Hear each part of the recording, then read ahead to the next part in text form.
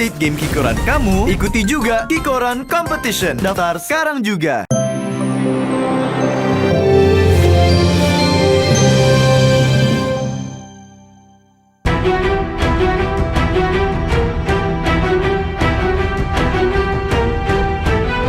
Perseteruan artis dan mantan pebasket nasional Denny Sumargo versus DJ Ferny Hassan makin memanas. Setelah dilaporkan Densu ke polisi dan diultimatum untuk secepatnya melakukan tes DNA kedua, Ferny akhirnya speak up. Didampingi pengacaranya, Ferny membantah menantang Densu untuk melakukan tes DNA kedua untuk membuktikan benarkah Densu adalah ayah biologis dari anak yang dilahirkan Ferny. Betul nggak secara lisan disampaikan bahwa tes DNA itu memang harus 2 kali? 2 kali. Waktu itu perjanjiannya kan dia milih ini rumah sakit yang dia pilih. Terus saya bilang oke, tapi nanti kalau misalnya aku mau tes lagi boleh dong, aku bilang gitu. Yang kedua boleh. Dulu kan saya kejar-kejar minta tes DNA supaya segera. Terus kemudian rumah sakitnya itu saya suruh pilih sendiri. Dia nggak tahu rumah sakit mana yang bagus. Kita kasih referensi yang terbagus karena kan kita mau cari penyelesaian yang bagus ya. Kan gue bilang mau kalau itu anak gua ya udah saya tanggung jawab. Kalau bukan anak gua ya lu harus minta maaf. Orang tua gua gimana segala macem. Bertahun-tahun 7 tahun dulu ya. Sama sekarang udah 10 tahun ya. Itu lu bikin gua susah sekali loh.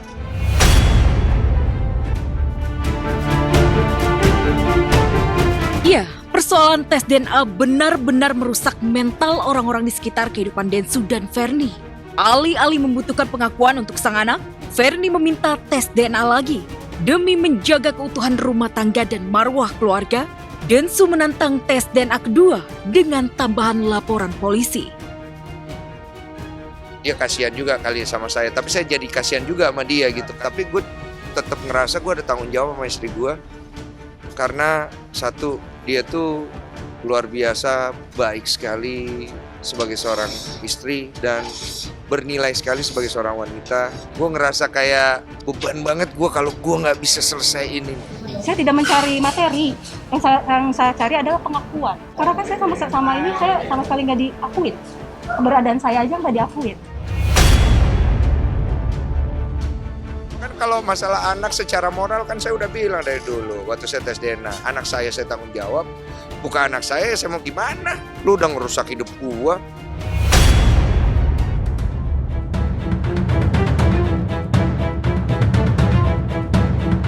Tak hanya Denny Sumargo, persoalan tes DNA juga mengusik kebahagiaan rumah tangga Reski Aditya dan Citra Kirana.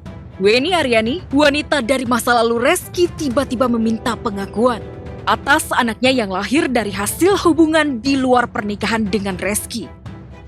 Demi menuntut pengakuan anak dari Reski, Weni bahkan sudah berjuang dari pengadilan negeri sampai tingkat Mahkamah Agung.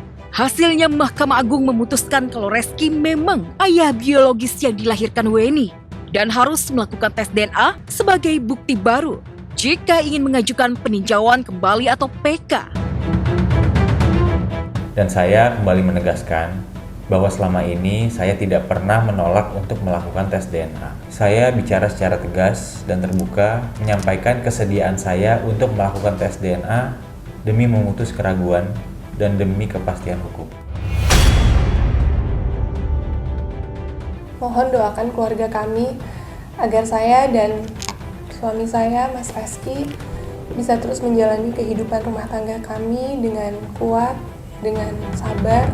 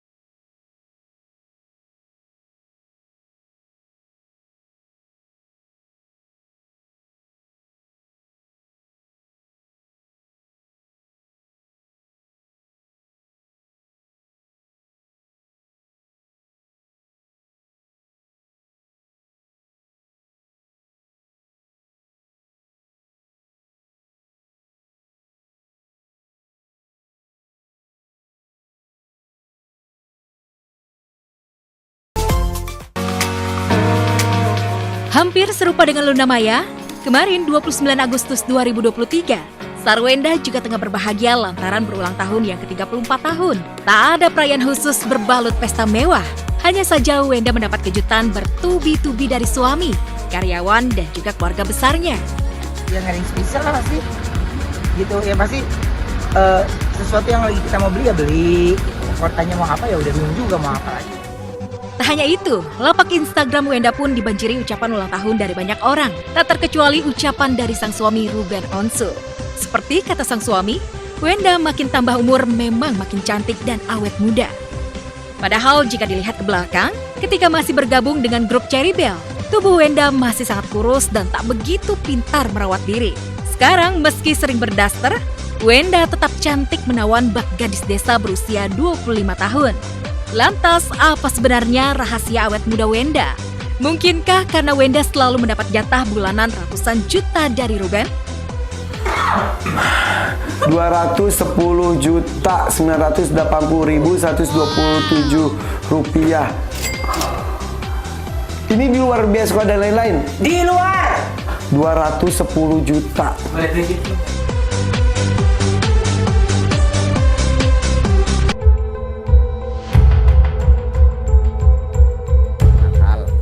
Ketika berpergian menggunakan kendaraan, tentu kita berharap agar selamat sampai tujuan, tanpa adanya gangguan fisik maupun non-fisik.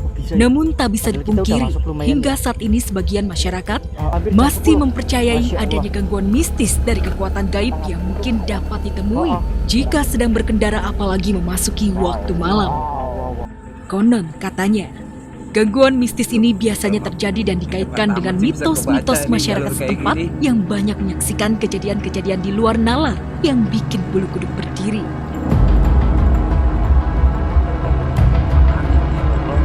Baru-baru ini jagat sosial media dibuat heboh dengan video yang memperlihatkan sebuah gerobak berjalan sendiri tanpa seorang pengemudi.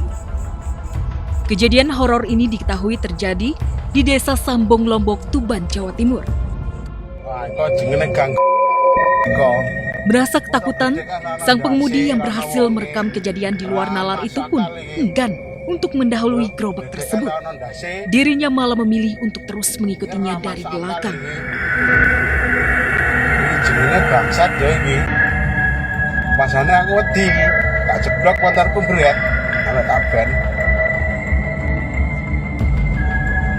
Ora ana wonge. Niat healing malah jadi merinding. Ya, mungkin itulah istilah yang dapat menggambarkan situasi berikut ini. Niat hati ingin happy-happy di air terjun yang kaya akan keindahan alamnya.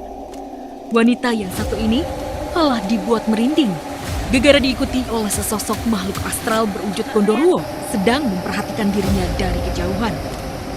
Bahkan yang paling bikin ngeri, sosok tersebut tertangkap kamera sedang ikut berfoto tepat di belakangnya.